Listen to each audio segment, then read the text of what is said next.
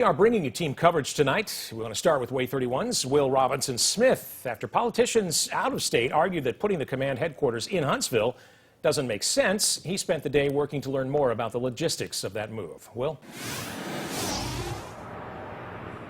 Yeah, Dan, a lot of people, as you mentioned, questioning the decision to bring Space Command to Huntsville, especially those in Colorado. And because of that, the Air Force is keeping a lot of details about the logistics close to the vest. But here's what we know at this point in time. Peterson Air Force Base in Colorado Springs was tapped to be the temporary home of Space Command back in May 2019, which started a 6-year countdown clock. And those involved with crafting the incentives package for Redstone, both on the civilian side and the military side, they say they're not able to reveal a lot of details about those incentives while this process is being worked out. But we do know that a site has been selected at Redstone for development, and a building was offered to use for temporary use by the Space Command folks until construction is completed on a permanent fixture. Now, one of the selling points for Redstone is that it has transferred commands before and it knows how to do it well.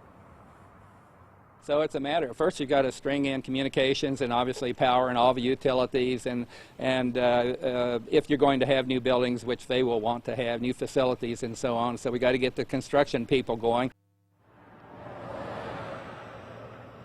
Now, National Space Council member Homer Hickam says having access to TVA was another big asset. Now, in a news conference on Wednesday, the Colorado Springs mayor said they offered about $130 million in public and private sector incentives, as well as 1,500 acres of city-owned land as an incentive to draw Space Command to stay in Colorado Springs. Now, we reached out to the Air Force and asked them for more specifics about what the incentives package were for both Redstone as well as for Colorado Springs, and what the decision-making process was that ultimately led Redstone to be the winner here.